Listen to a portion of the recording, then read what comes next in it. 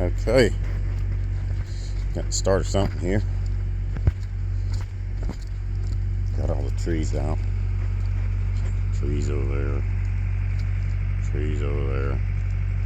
More trees over there. So we did all the clearing.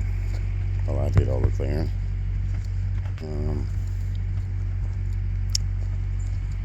Got some topsoil over here. The goal is to dig about a 60 by 100. That's what it measured up to. Gonna flip the dirt, throw it up there,